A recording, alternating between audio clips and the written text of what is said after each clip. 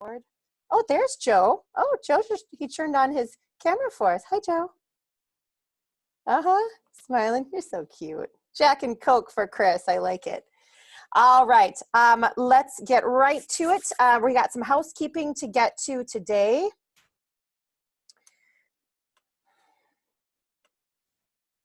There it is. All right. So housekeeping today, my friends. Week 5. We are past the midterm now. But here's the good news. You guys made it through the tough part, okay? You made it through the tough part. And if you were with me this past weekend for Live Lab, we talked about that a little bit, didn't we? About how the first half is the tough part, partially because everything's so new and you're building a foundation, and that foundation needs to be rock solid, but it's a tough foundation to start. And also includes the kinesiology section and the tougher academic stuff, but you've made it so far.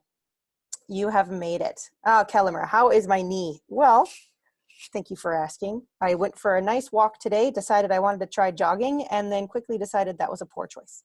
I know it's hard to stay down when you are so used to moving, but I'll be fine. I got to get my MRI on Friday. Insurance keeps pushing it back. You know how they are, right? And they're like, do you really need that?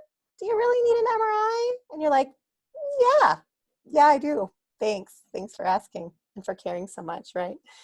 But thank you for asking. Week 5. Okay, so now we're going to be learning about some of the stuff that we learn from here on out is really a lot more to do with how are you going to handle your everyday job as a group fitness instructor. Okay, stuff to kind of get you through that. So very practical kind of stuff moving forward, which is fun and cool.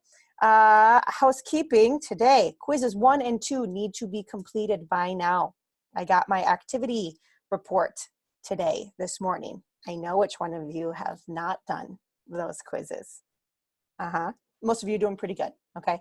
But if you are missing one of those, you need to go get that done pronto, like tomorrow. That's your priority, okay? Okay. Remember, 2 attempts per quiz or exam. So don't freak out about the first one. Take it seriously, but don't freak out. Okay, there's a fine line there, and I know that. If it's causing anxiety, take a deep breath, have a glass of wine, and take the quiz. Okay. If you're just, gonna pound through it, think about it, take it seriously enough so that you can gauge where you're really at. Movement prep homework. I realized I forgot to put your due date on your homework assignment. So, and those of my thinkers out there emailed me right away. When does this due? And I was like, oh, sorry. So Friday is what we're aiming for. But you guys, this isn't a hard date, okay? I wanted to give you guys some more grace this week to learn a little bit more and develop a little bit more at your own pace. Some of you have already turned it in, and bravo, my friends, on that. As soon as you get it turned in, and I have a second, I send you the link for scheduling your feedback session. About 15 minutes of time together. I will look at your movement prep video beforehand and come with you. Come into our meeting with feedback for you, and we'll have a conversation about it. That's all. That's all it is. So nothing to be scared of, just you and me hanging out. So that's coming up. Let's try to get finished up by Friday. That way you're not bringing it into the weekend with you and you're not worried about it anymore, because our feedback sessions are going to be starting.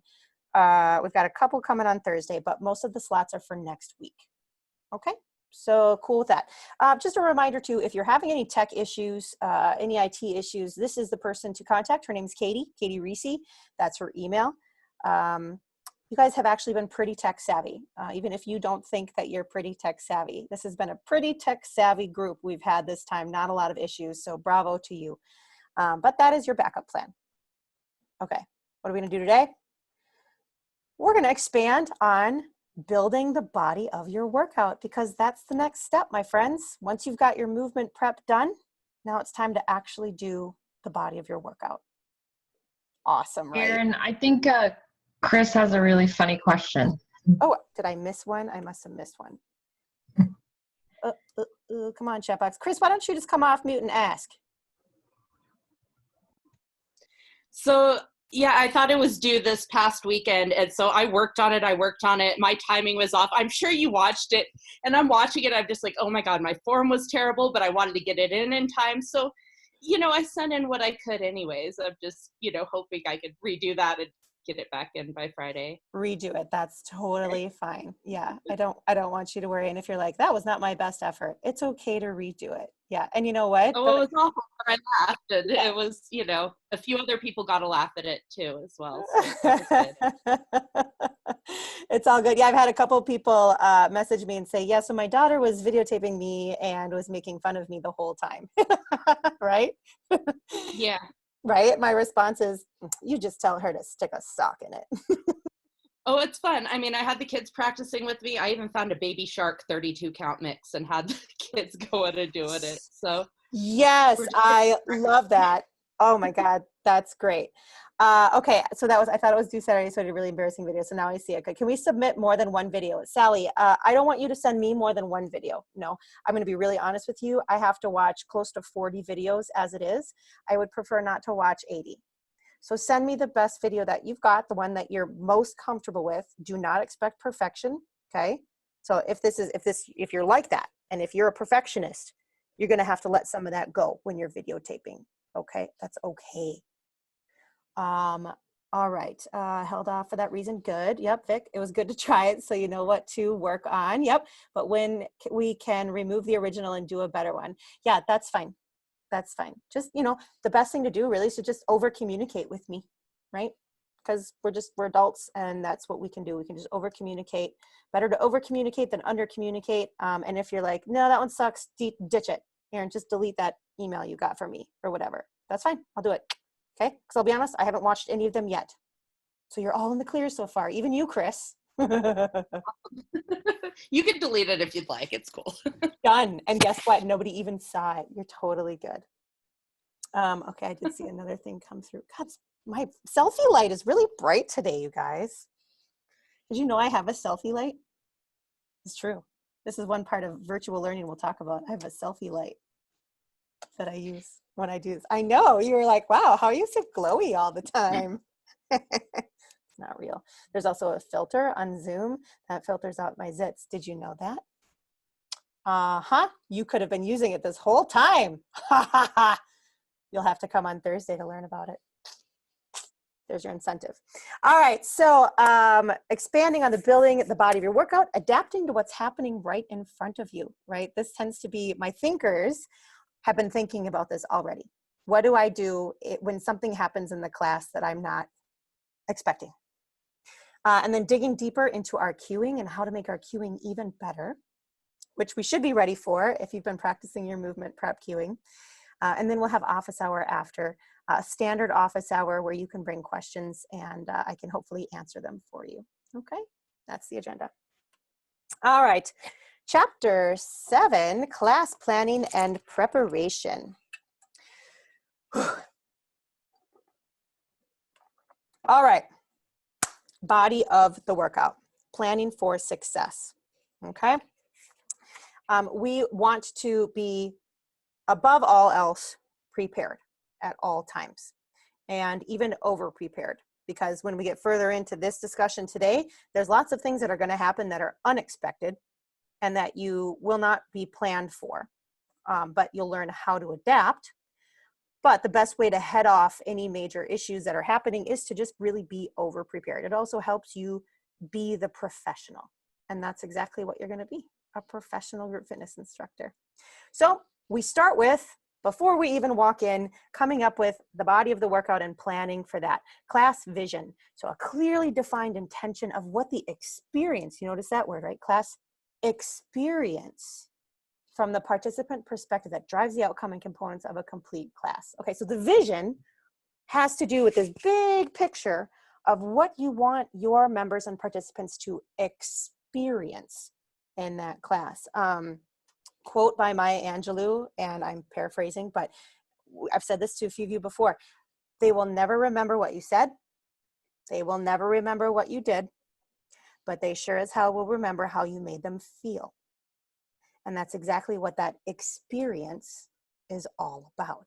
So how do you want your participants to feel when they're in the middle of class or when they're done with class? And that's your vision. Okay, that's a very big picture, deep philosophical kind of thing. Then we need to narrow it down so that we can get specific about what we're actually doing with our class plan. So then we have an outcome, a defined class goal to increase our cardiovascular endurance by using high intensity intervals. That would be an example of that. Okay. The other thing is, and with the outcome, think about one goal. Just really narrow that down to one specific goal. Okay. What I said to you was pretty specific. Now the objectives, these are the things that are going to be bullet pointed underneath your goal. So you've got this goal, how are you going to get them there? Those are the stepping stones, the milestones that are going to help you understand, did I get my people to their goal? All right, so that's going to be what needs to happen during and throughout that class to get there. Okay? All right.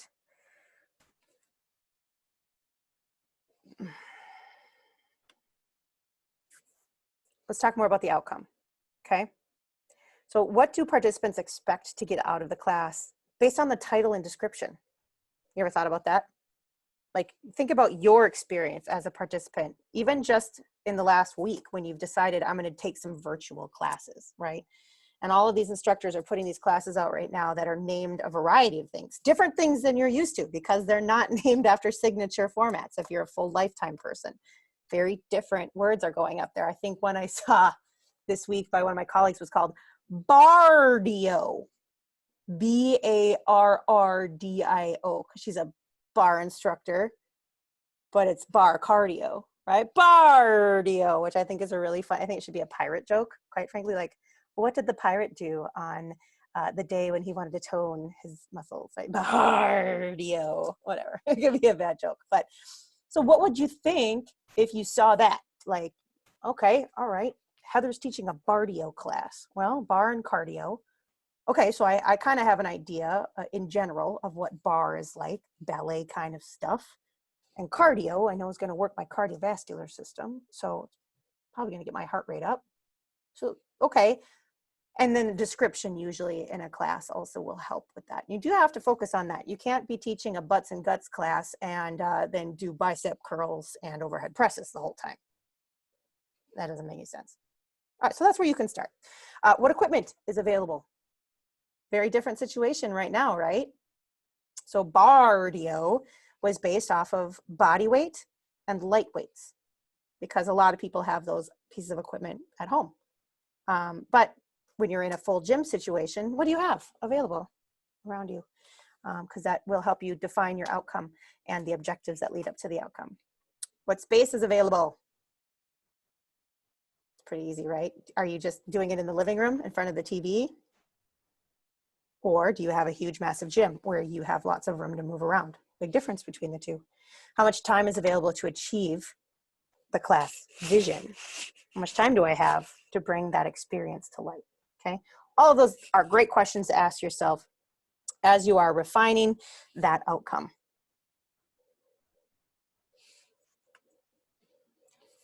So how can I figure out what steps I need to take, right? Okay, so we have your outcome now. How can I manipulate intensity to accomplish the class goals? Heart rate, rate of perceived exertion, for instance, okay? What movements are going to be supporting this outcome? So bardio class, okay, probably won't have super heavy barbell squats in it. The equipment doesn't fit, and that movement would not fit the vision of a bardio class or the outcome that we want, okay? And how should I arrange or sequence the class elements? And we're gonna talk about that a little bit more. So these are things you can, just finer details, right? So we start with the vision, and then we narrow it down a little bit more until we've got the fine details of how this experience is gonna happen.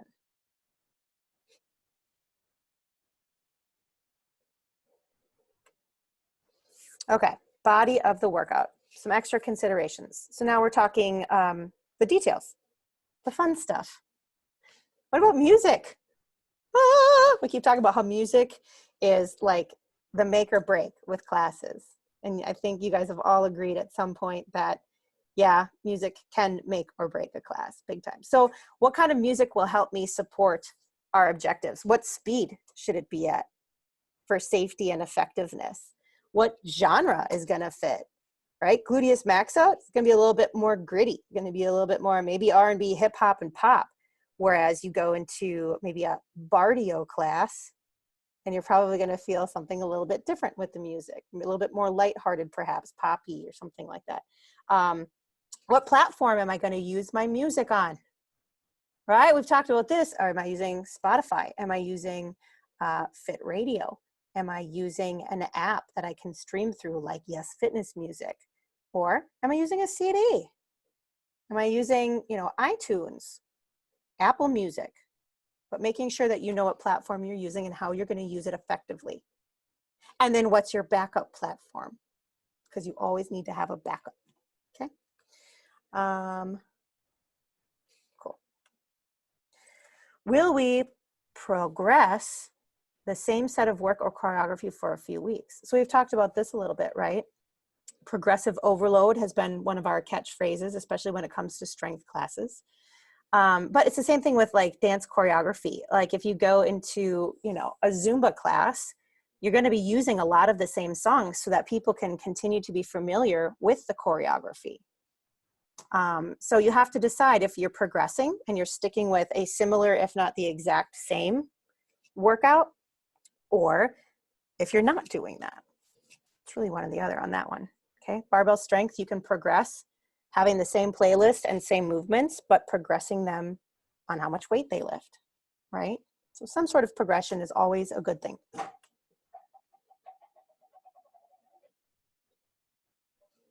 Either there's a ghost in my basement or that was my cat.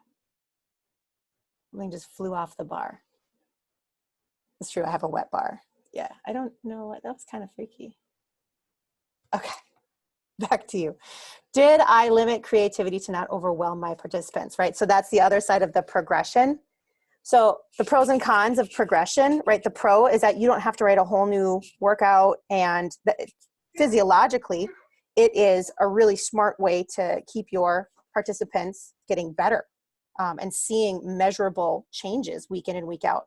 But for some of them, it can be boring, right? So then if you go over to the other side where you're switching it up frequently, creativity is fun and it keeps them from being bored, but is it maybe overwhelming for some people? Do they feel like they're successful or failing? So you can see how these have to be chosen wisely, and there's a fine line between each of them, okay? Also, when it comes to creativity, choosing movements that are psychotically creative is not wise. We've talked about this before, right? Like you don't need to reinvent the wheel. You can make it pink and sparkly, but it still should be a wheel, okay? I know, terrible metaphors. If you get it, you get it.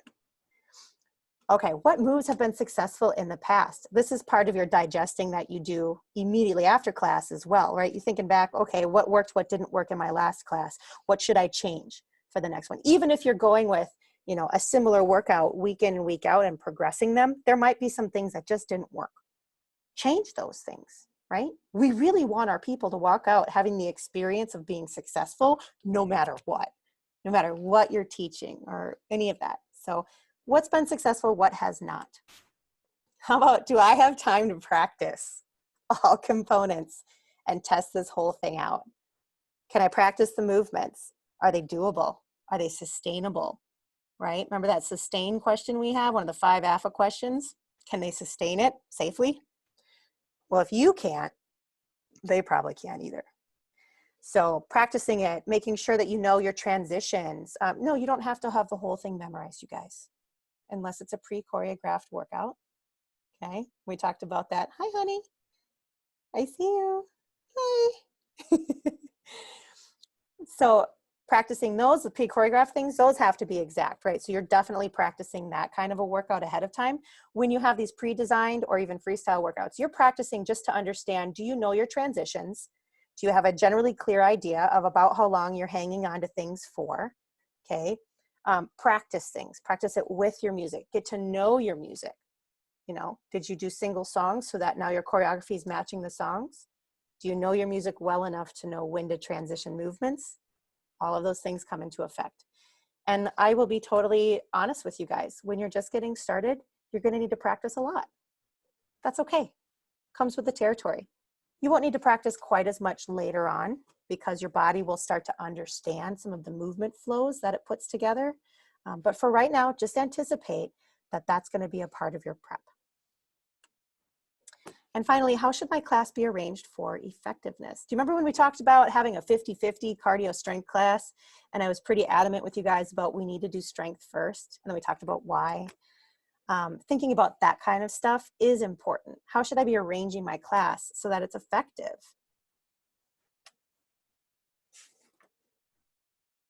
Okay. Adapting to class dynamics. This is like, oh my gosh, what is happening around me and how am I going to deal with it?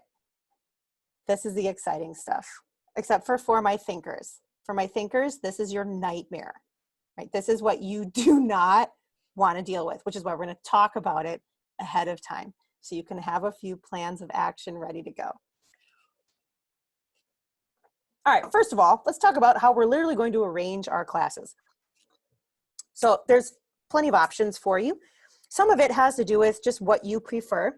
Some of it has to do with what they're used to. Some of it has to do with how much space you have and how many participants you have. But just know that there's plenty of options. The staggered arrangement, right? Pros and cons. Well, it is allowing you to teach from the front of the room. So if you have a stage, like most of our lifetimes do, this tends to be the general consensus of how to arrange a room, right? That way, pretty much everybody can see you. It's like theater seating almost, except they're all at one level, right? There might be some obstructed views when they're demonstrating. People tend to look around the people that are blocking them, okay? And also what that means is that you're going to have to move around a little bit, right? Sure, you can be up front for most of it, but the really great instructor then understands that some of the people in the back aren't seeing them as well and uses different angles or moves to different places in the room throughout the class to give everybody kind of a seamless experience so that everybody feels like they have a chance to see what you're doing.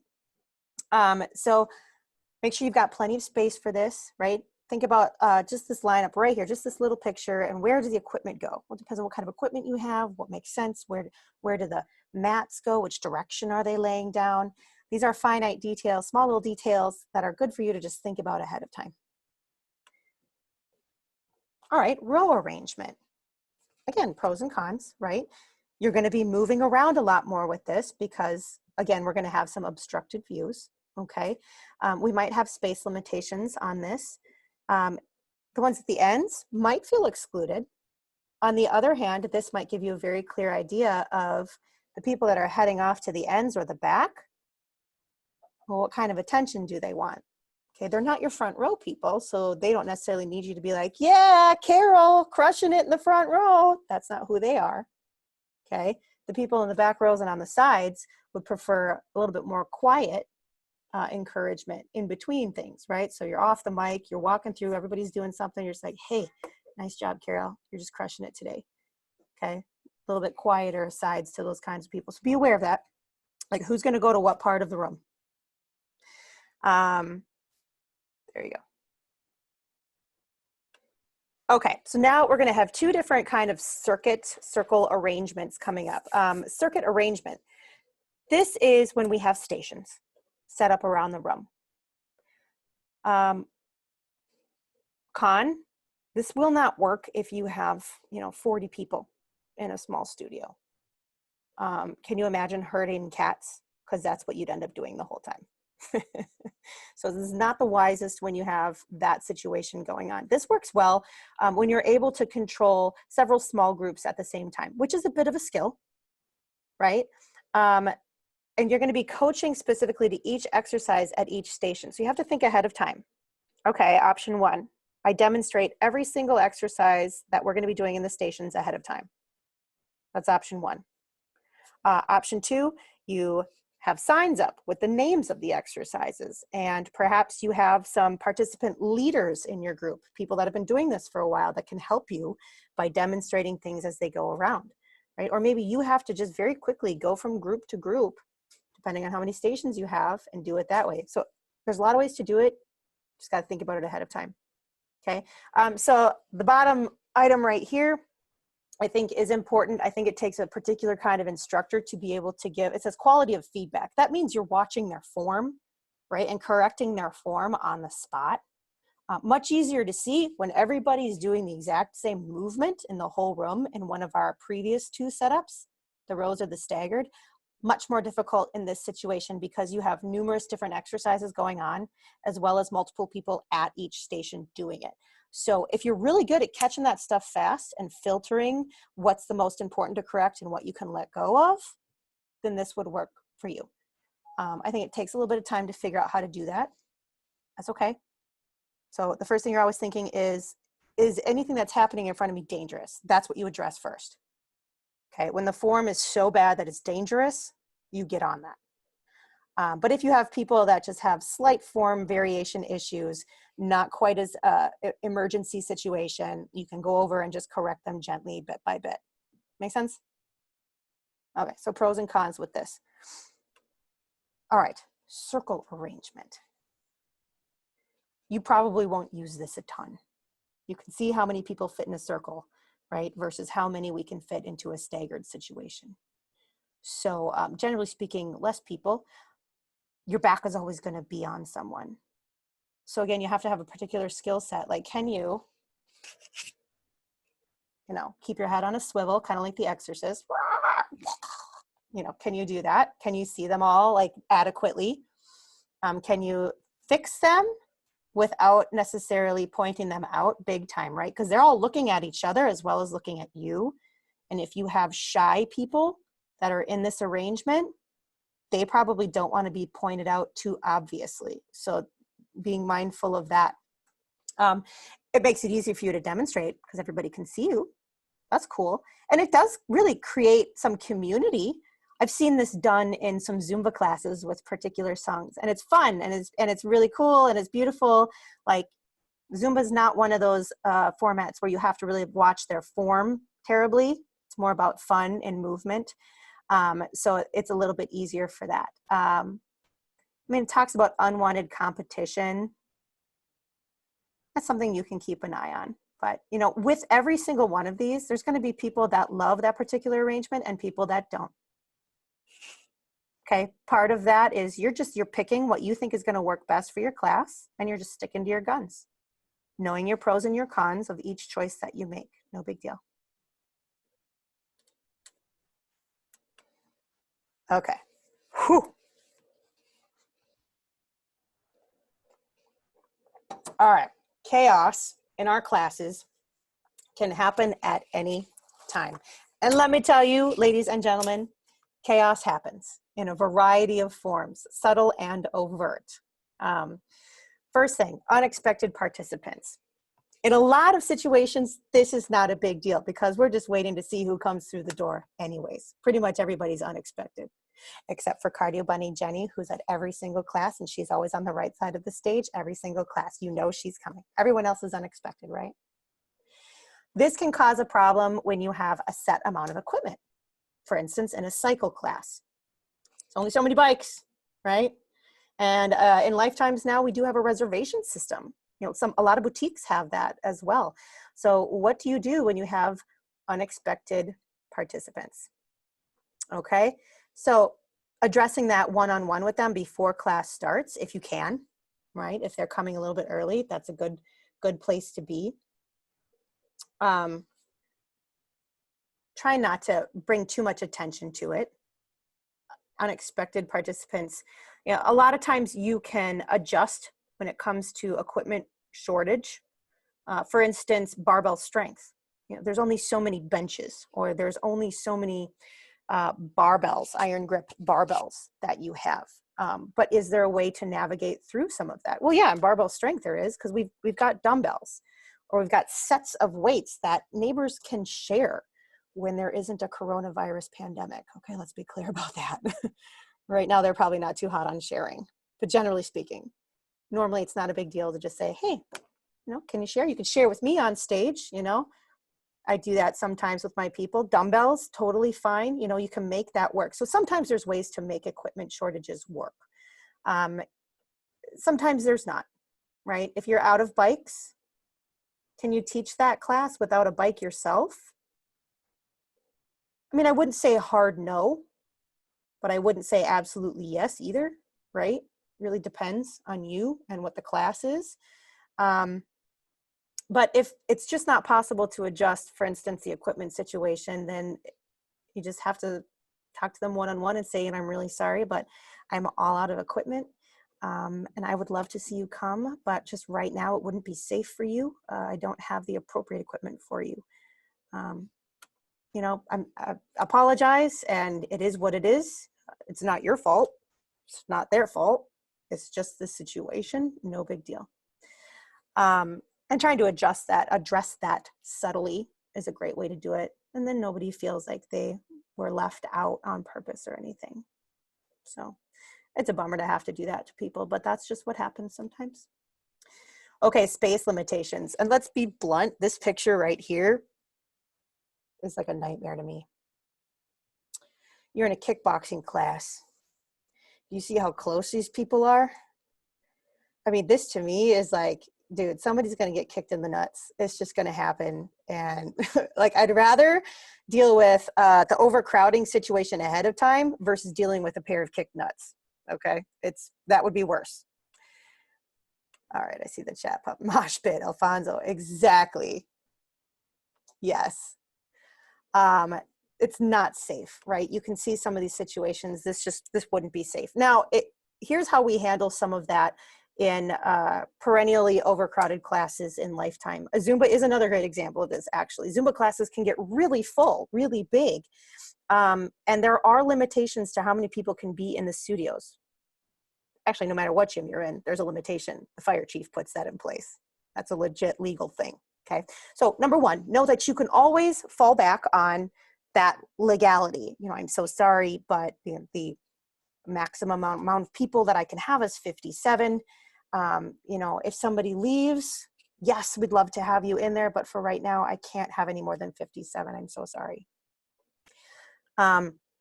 Possible solutions. If that's happening regularly, your studio manager would, I'm sure, love to move you into the gym if you have one, right? So you can fit more people. You can get like 100 and some odd people in a gym class, right? You won't have anybody getting kicked in the nuts. It's going to be great. So you can change the space that you're in possibly if it's a long-term problem. But short-term problem, you might have to have a laminated sign that once you hit capacity, you put that sign on the door and you might have to get a little tough. Or maybe your studio manager helps you with the situation, right? I mean, that's why they get paid the big bucks. So can you ask for assistance with dealing with that? And that way you don't have to be the bad guy either.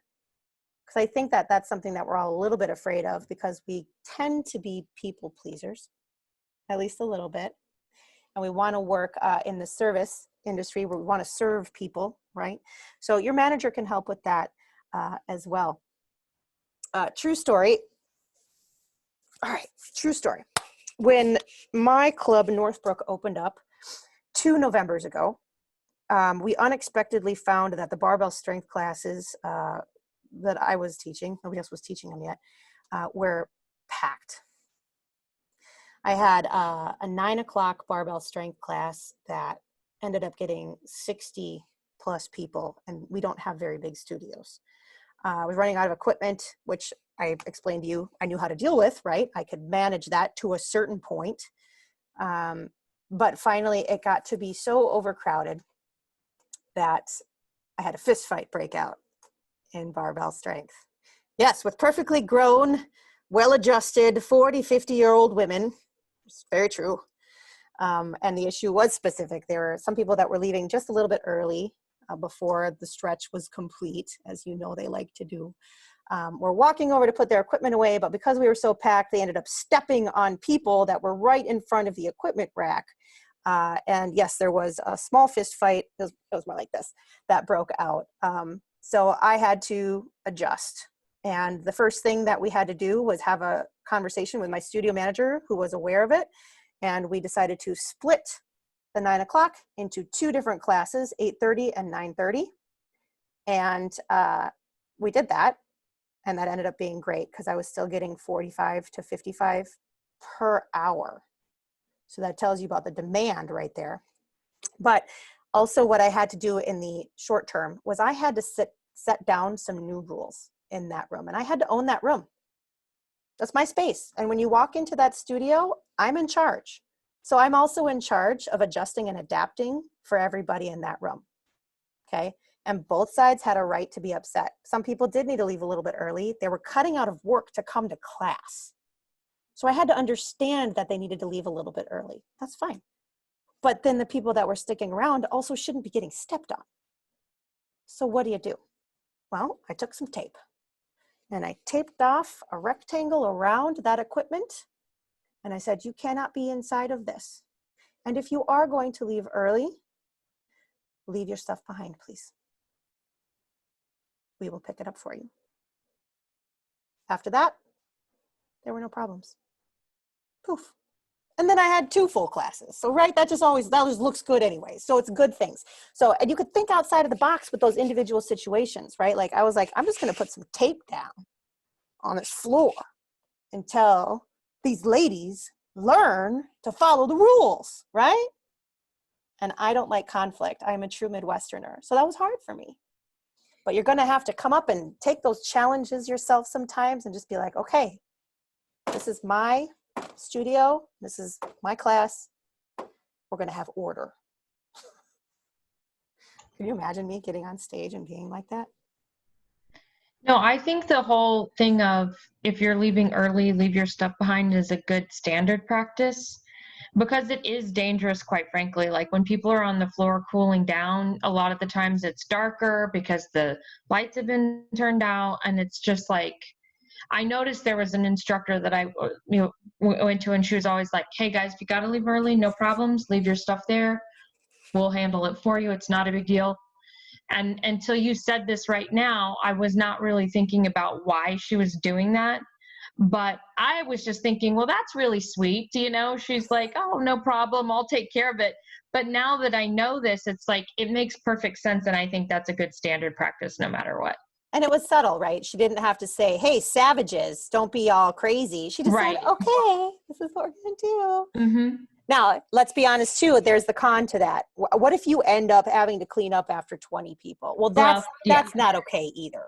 That's not okay either. So what ended up happening is because I had back-to-back classes, them leaving their equipment out actually served the next group so that they didn't even have to go get their equipment, right? We came up with a signal. Like if you're leaving early, take all of the equipment off of your iron grip bar, okay?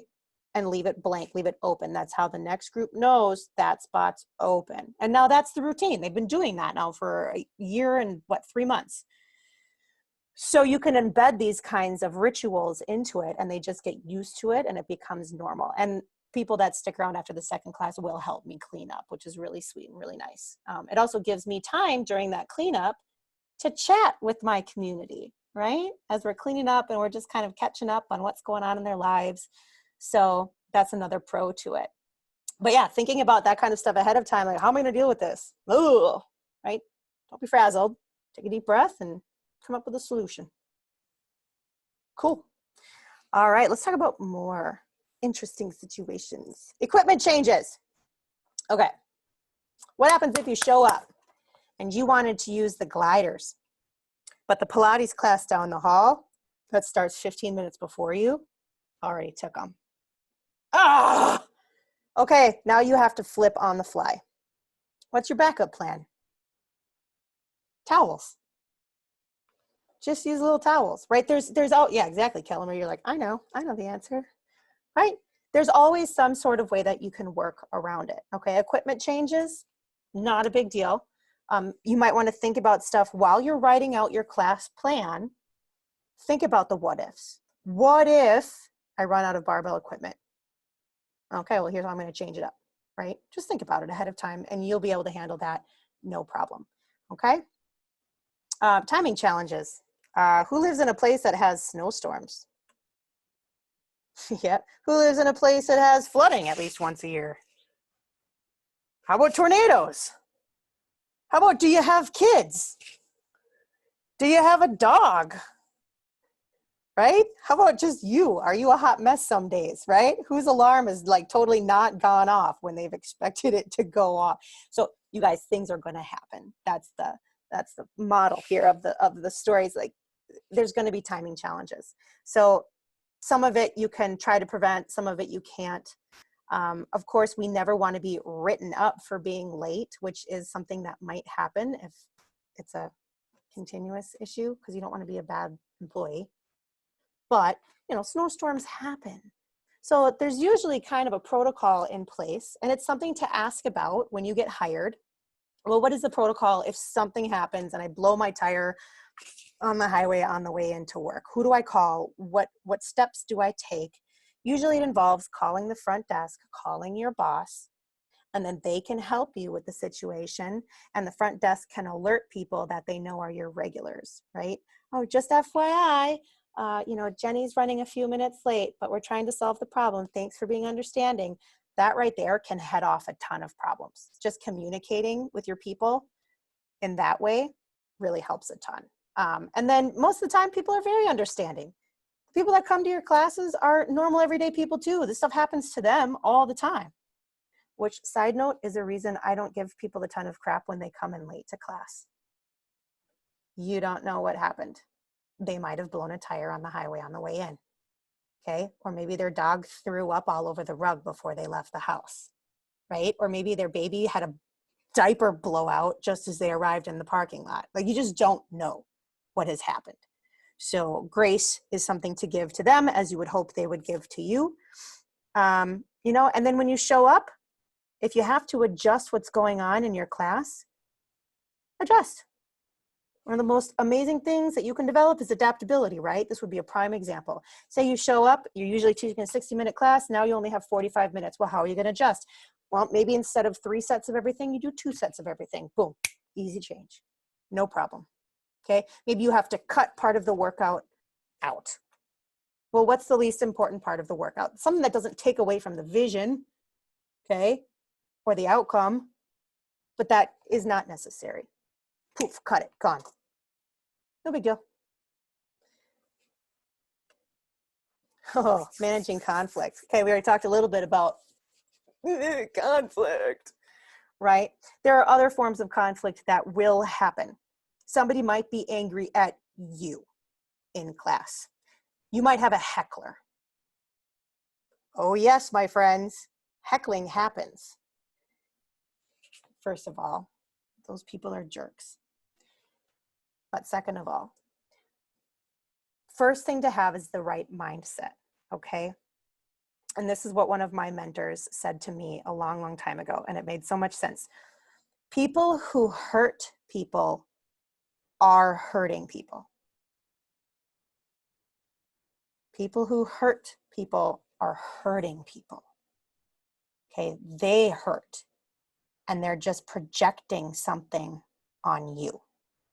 So the first thing you need to remember is that it's actually probably nothing to do with you. It's just coming out at you, okay? If you can detach from that first, it will save you a lot of tears and a lot of strife, okay? Try to have a little empathy and compassion if you can, but how do we deal with hurting people that are disrupting your class? Because guess what? That's not okay. There are other people in that room that are there to have a good time and have a great experience in your class. So some suggestions. Okay, quietly go over there off the mic. See if you can just have a very brief conversation with them and solve the problem on the fly. Sometimes it's just one small thing, like the music's too loud. That's a big one. The music's too loud. And this happened to me when I was, recently. I subbed barbell strength. Sorry, I'm not trying to bring up all barbell ones. It just seems to be that's where all these things happen. I don't know why. I'm subbing a barbell strength class. It's a noon class. So right away, can you kind of figure out like what the demographic is a little bit more like? Okay, it's a little bit older.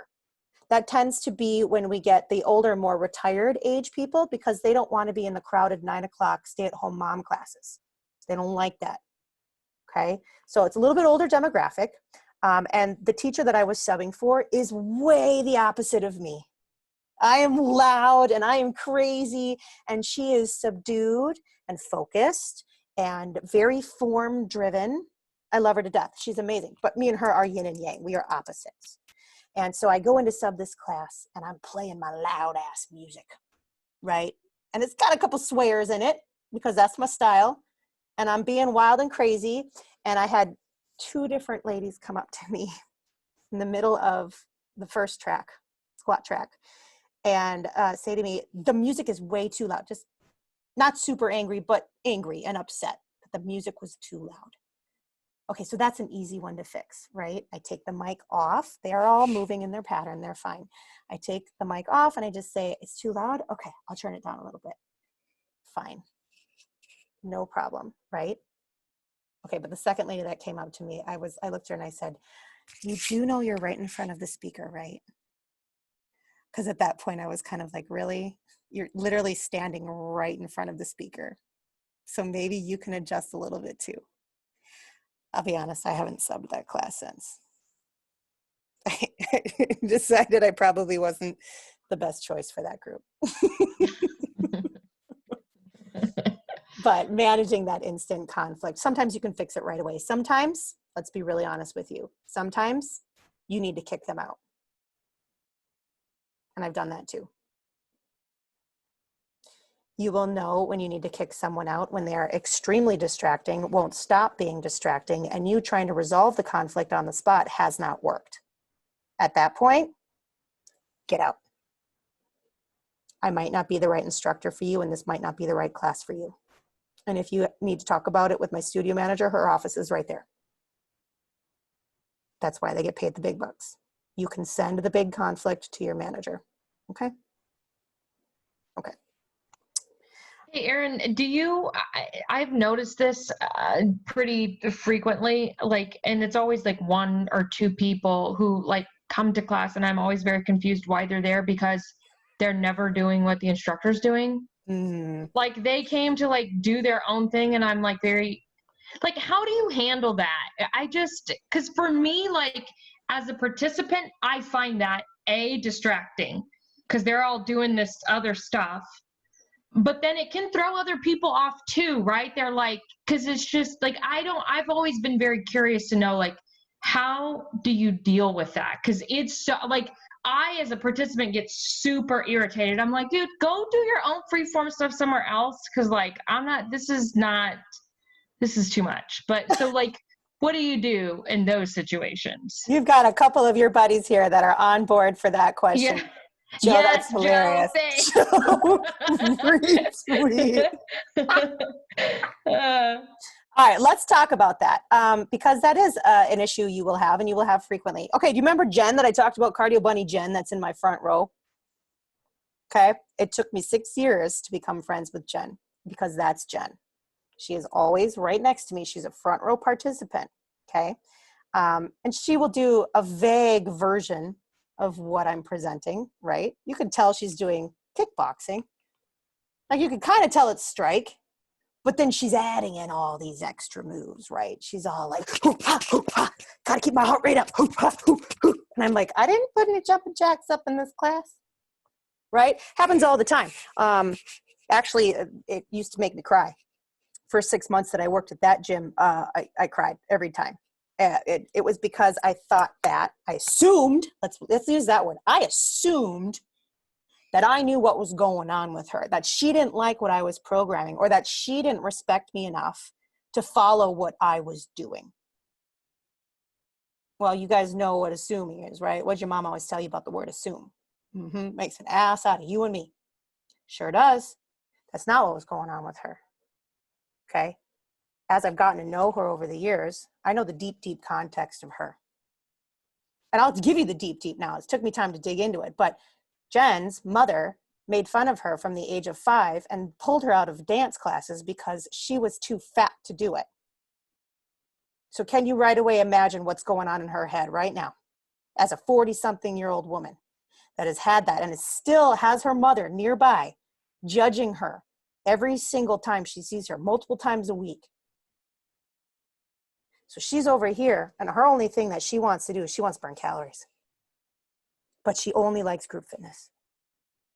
She doesn't have the knowledge to go work out on her own, and she's not interested in it. She wants to be in a group. She wants to be with her community.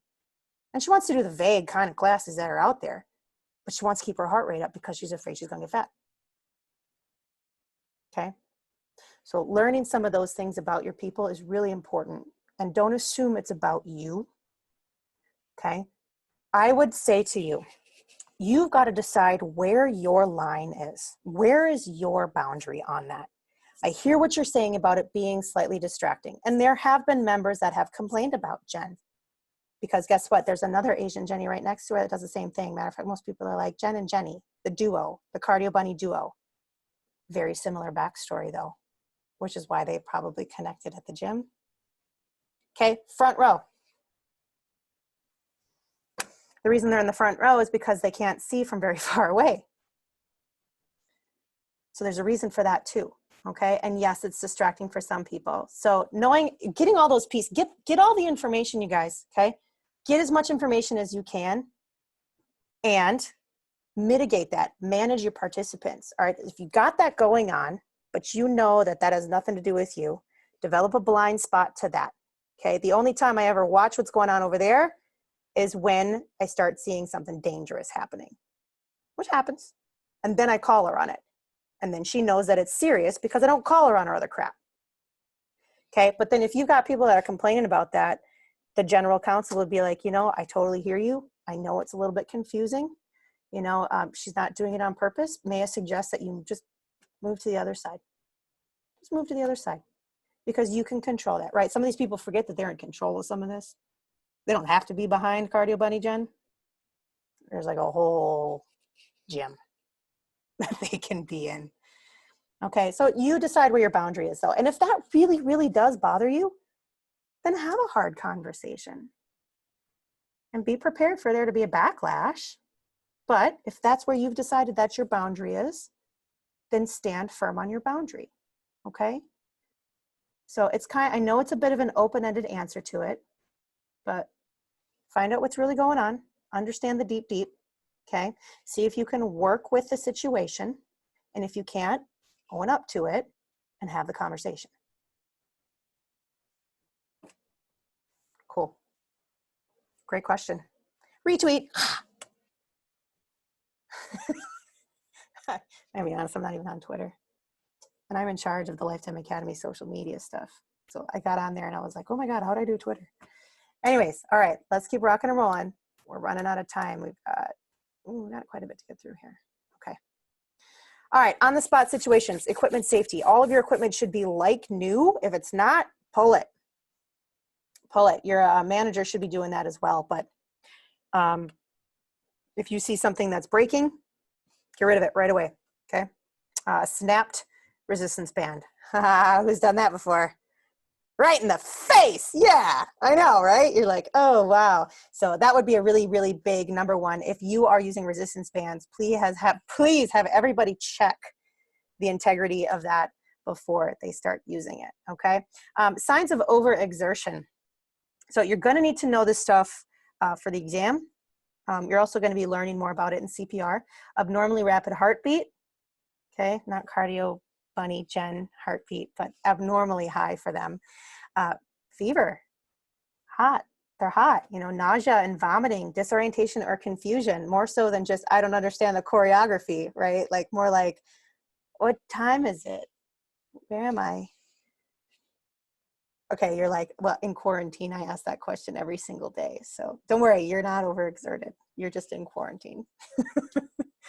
All right, signs of dehydration. You will start seeing this, especially if you lived in a hotter climate. Texas, I'm talking to you, right? Hot, yeah, right? You got to know this stuff. Confusion, rapid heartbeat, rapid breathing, fainting, lack of sweating.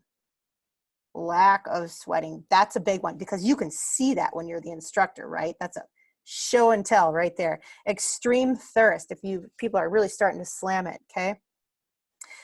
This is going to be more important for you right now, of course, is emergency signs of fatigue.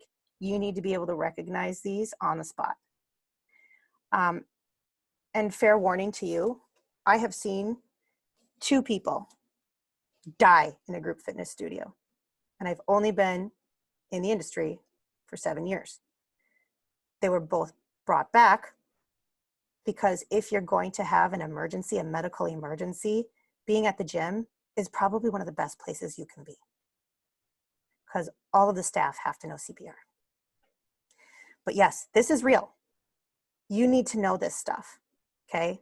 Full on people going blue, heart stopping, no longer beating, brought back to life with CPR. So know the signs of an emergency situation. Emergency signs of fatigue, shortness of breath, chest pain, okay? Irregular or rapid heartbeat, arrhythmia. You ever felt that? It's a scary feeling. Dizziness or feeling lightheaded, okay? Severe abdominal, pelvis, or back pain. Okay, that's your muscles doing this. That's what that is, okay? So if you start seeing, so like imagine if these things were happening to you, what motions would you do? What physical movement would you do? Right? If you start seeing those things, get on it right away, okay? Even if you have to stop class. It's better to be safe than sorry. Okay, just a couple other things to be aware of. Sound volume, 85 decibels over an 8-hour period, okay, is the standard. Really, we don't want it to be higher than that. I know it's tempting to go psychotically high. Also remind your participants that there are earplugs usually in the studios that they can use if it's just a little bit too much for them. And having the bass a little bit higher than the treble, especially for beat-oriented classes, helps people feel it more than having to digest it auditorially, okay? All right, clothing and footwear. It's really kind of an important side note for you to learn about footwear at this point. What kind of footwear is best for what kind of workouts? Your jogging shoes should not be worn in a kickboxing class, okay? Why? Well, I would encourage you to go and look this up, okay? It's important to know what kind of clothes to wear, what kind of shoes to recommend to your people so that they can be safe and not, I don't know, roll ankles, break ankles, rip their Achilles tendon. Like seriously, real life stuff. Also, when you have people come up to you and say, man, my knees have just been hurting after class, look at the bottom of their shoes. How worn are those shoes? Okay, if you're a runner, you know that your shoes were only engineered to last about 3 to 6 months, okay? Mileage, sometimes runners talk about maybe 500 miles or so, maybe 100 hours in the group fitness studio. Look at the bottom of their shoe. And if that is starting to wear down in any particular spot, just say, hey, guess what? You get to tell your spouse that I've given you permission to go shoe shopping today. Isn't that awesome? Problem solved. All right, flooring, things to know. Wood flooring, it is actually softer than you think it is, okay? There's a give to it, and it's totally cool for high impact stuff, and it's smooth enough for movement, pivoting movements, right? Like in dance classes, kickboxing classes, lateral movements that we do, like the amazing grapevine. When you have other kinds of surfaces, you need to take that into account. Turf, rubber flooring, ceramic flooring of the pool deck, which has just been wreaking havoc on my knees for the last 4.5 years, right? Carpet. If you're trying to pivot on carpet, I think I need some Advil just talking about it, right? Just know your surfaces and know what is healthy or not healthy so that you can cue to it, right? If you have to pivot on the carpet, they really need to hear, pick your heel up, pivot on the toe. Cool. All right, contraindicated exercises. These are exercises that carry higher risk to joint structure and soft tissue. Okay, it is the risk to benefit ratio is no bueno. Now that being said, when you're having an individual workout, yeah, you can do things like straight leg deadlifts, American kettlebell swings, right? Those kinds of things. If you've been trained, if you know how to do it, if you've had a little background with it, no problem, right? But your form has to be spot on when you're doing these things. And when you have a large class, it's just not wise because you're not going to be able to get them all on the same page quick enough, okay? So contraindicated exercises, straight leg deadlifts, hurdler stretches, straight leg sit-ups. Interesting, right? Overhead kettlebell swings, American kettlebell swings. Good mornings are tough, very tough. And then, of course, special exercises that are just not recommended for special populations, which is something that you will get to soon. All right, group fitness instructors do need to be familiar in emergency response topics, okay? Number one, magnifying glass. You need to be able to recognize an emergency. And we already just talked about a little bit about it. Like, know the signs when you're looking out on the class. What kind of actions and movements are physically happening in front of you? You know, is it this? You know, and you didn't just finish doing 100 burpees back to back. True story, I did that. And then I went and threw up right afterwards. It was for fundraising, but I'll never do that again. Okay, magnifying, know what these are going to look like. Look at the position of the individual, right? Are we standing? Are we sitting? Are we crouching? Are we doubled over? What is their body position indicating to you? Skin color. Has it gone sheet white out of the blue, right? Has it changed shades rapidly, I should say, right? You know, is it going blue? Are they bleeding? Hello, obvious one. Is there blood everywhere? Problem. Level of consciousness. Are they down? Did they faint? Did they go out? Are they confused? That's the in-between, right? They just kind of looking like they can't quite understand what's going on. Pain or discomfort and distress. These are things that people manifest in their body, and you'll be able to see if you're looking for it. Okay? All right, disease and injury prevention. You will learn about all this stuff in CPR, okay? But between the Band-Aid and the pricky finger, right, you need to know how to protect yourself. We've had a lot of conversation in our country lately about PPE, right? Personal protective equipment. You need to know where that is and how to use it when you have an emergency situation, okay? Again, you'll learn about this in CPR more specifically, but know when to do CPR and know how to handle emergencies in your particular location, okay? You should go through emergency preparedness training at whatever location you end up at, whether it's Lifetime or not, because every single location needs to have an emergency plan and you need to know it. That would be a really great question to ask, maybe even in the interview. Makes you look like smart, right? Write that down. Okay, environment. Again, this is like, you can see now we're going outside maybe. Now we've got some of those considerations. Hot weather. So your body is expending about 70-80% of the energy and it's produced as heat, right? That's why when we get so close to each other during a workout, we're like, we're so sweaty and we're so hot. We're like, ooh, you hot, girl. And you're like, thanks. But really, I'm just expending 70-80% of my body in body heat. It's not quite as sexy, is it? But know about the signs of heat exhaustion, right? Profuse sweating, changes in your skin color, paling, dizziness, hyperventilation, rapid pulse, a pulse that cannot get under control, okay? These are things to really consider, especially if you are working out outside, say in the summer, okay? Heat stroke is the next level of heat exhaustion. That's getting a little crazy. Sudden collapse and unconsciousness, reduced sweating. Now you're losing the sweat, shallow breathing, and of course your heart rate elevates even further. That's an emergency situation, heat stroke. You need help for that. You need to get the body temperature down as quickly as possible. Death can occur after 107 degrees, the core temperature. I mean, if you've ever had a small child around you who has one of those really high fevers of like 104 degrees, and you start to panic because you know that they shouldn't be that hot. So we got to get the body temperature down, and you've got to get emergency personnel involved at that point. Keep in mind, in humidity, sweat doesn't evaporate as easily. So actually it keeps the body temperature a little bit hotter. So if you're in the Midwest suffering through mosquitoes and humidity like me, just know that stuff, right?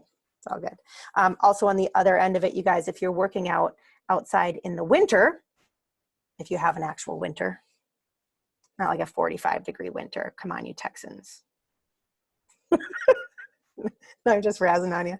But if you are working outside in the cold, you know, having layers, right? Having the right clothing on. Being aware of maybe when you're getting too cold, when you're getting close to hypothermia, all of that stuff. Okay. Digging just a little bit deeper into cueing and coaching. We're just gonna get into this just a little bit. If you don't have this chart, screenshot it right now.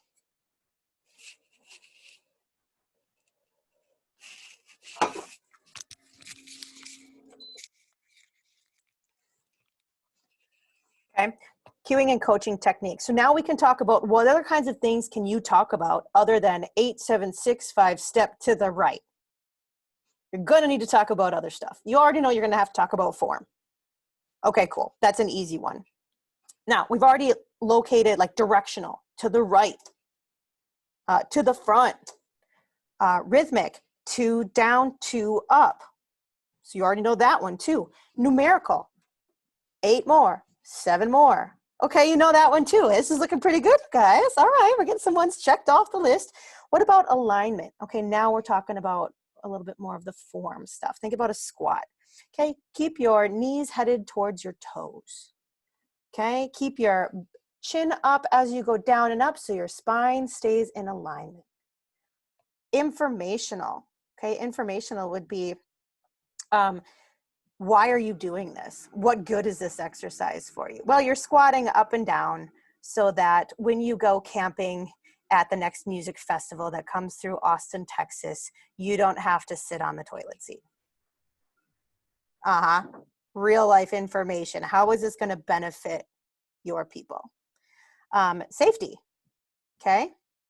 Yes, your butt needs to drop down, but keep that chest from coming up so it doesn't come all the way down, right? Giving them safety cues so that they can execute the form properly and not get hurt. Motivational. Let's be honest, this is the real reason you guys are going through this course, right? The motivational stuff, the inspirational stuff. That's why you're doing this. That's what we all come into this for. So this is when you get to drop those nuggets of amazing knowledge on them and just like, yes, you can. Why are you here? What are your goals today? I believe in you. Do you believe in you? All of that beautiful stuff, okay? That's what that is called. Breathing. This is not just you screaming, breathe. Because guess what, honey? If they're not breathing, you're doing CPR. You'll know. But telling them how to breathe. We think about this as a yoga thing. It's not just a yoga thing. People need to breathe the right way when they're lifting heavy weights as well. Okay, they need to breathe appropriately when they're doing a punch in kickboxing. So tell them how to breathe. You can do that. Okay, imagery. This one's my favorite. We're going to talk about this one a little bit more in a sec. And then functionality, digging deeper into how this is going to affect their everyday life. All right, cueing and coaching. Imagery. This is the use of creative and descriptive language to paint a picture. Makes things a little bit more interesting. This really speaks well to your relators in the class. This is how you get your relators to understand how to do movement, okay? Ways to go about this. The 5 senses. Taste, touch, sight, smell. What did I miss? Type it in for me. Hearing? Is that what I missed? Anyways, the 5 senses, okay? Similes are going to be like or as. And then metaphors are just like similes, but you don't actually use the word like or as. So that's kind of cool. So the easiest for us to tap into with the senses are sight, touch, and sound, okay? Honestly, taste. If you can get taste in there, you are highly creative, right? Like at this point, when you lick your upper lip, you can taste the margarita you had last night. That's about the best I can come up with. You never know though, right? If you can do that, go for it. So let's talk about the 5 senses. There they are. A sight example, rotate so much that you can see what color shirt the person behind you has on. Right? Turn so that you can see yourself in the side mirror. Go ahead and make eye contact with yourself. Yes. Those are examples, okay? Touching. Feeling your knees gently tap the mat every time you lower them. Boom, boom. Feeling the air rushing through and past your ears as you gallop in your grapevine. Whatever. I'm dramatic. This is my niche right here. It's not everybody's niche, but know how to do it. Okay. Start thinking about these things. Sound. I actually really like this example. Make your punch as hard as the beats of music that you hear. Right? So using the sound too. All right, comparison. Keep your feet wide as if you're standing on railroad tracks. This is a great cue for when you're doing lunges, my friends. Lunges. They actually need to stay apart the whole time. Railroad tracks, kind of a standard. So as if you were, so using the as if, well, metaphor, then your triceps are working so hard they've turned into tiny little fireballs. Yes. Right? You didn't have to say like or as. People understand the comparison. It's really like going through English class again, isn't it? Okay. Common problem. So you guys, we've talked a lot in the past about kinetic chain dysfunction. Yeah. All right. And we talked about, we have to be able to recognize dysfunction and recognize what we can fix. Okay. And we talked about some common things like when it comes to kyphosis, right? Getting people to learn how to readjust, but you've got to learn how to cue their bodies in a variety of ways to fix these things. So some common things that we see: knees collapsing in, this is squats, okay? Or so when they come down, their knees maybe come in, bowing, we call it, or knees bending forward, over. Now, let me be very clear about this though, you guys, okay? It is old news that you've got to keep your knees behind your toes when you squat. That's not true. You want your knees to head towards the toes and stay in alignment with the toes, but you don't want them going excessively over the toes. That's the difference, okay? Or upper body flexing forward excessively, like bringing that chest forward more than it should be, okay? So creative cues. What can we cue to correct this? I'd like everybody to pick one of those problems right now and then go to your chat and type in one short, concise, creative cue that will fix that problem. So 1, 2, 3, and then what's the cue?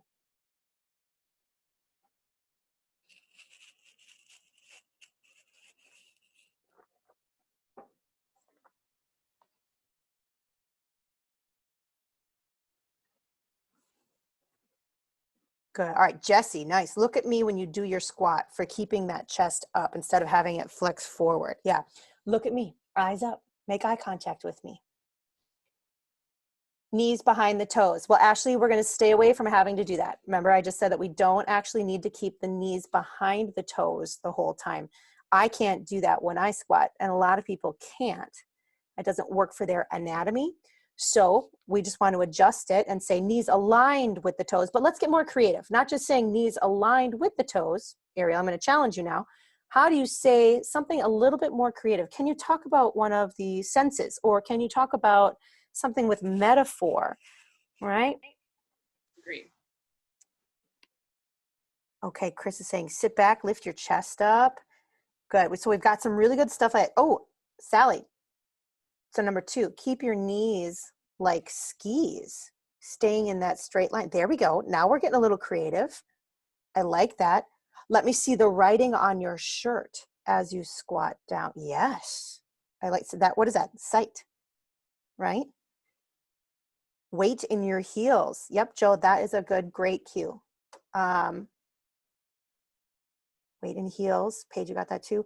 If you have words on your shirt, I want to be able to read it. Good, Ariel. Like you're sitting in a chair. Yeah, Shannon, like you're sitting in a chair. And that's a quintessential cue you guys can keep in your pocket, okay? That's something everybody understands, right?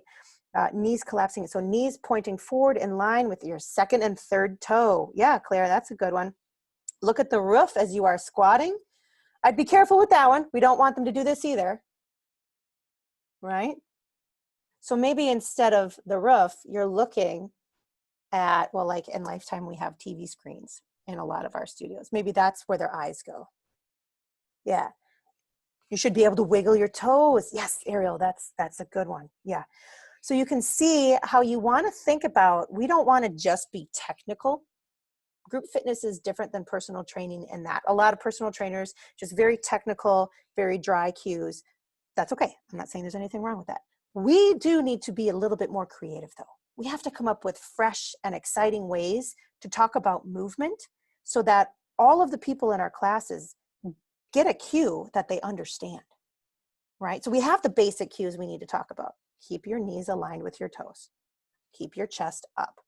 But then what about the other people that like think they're doing that?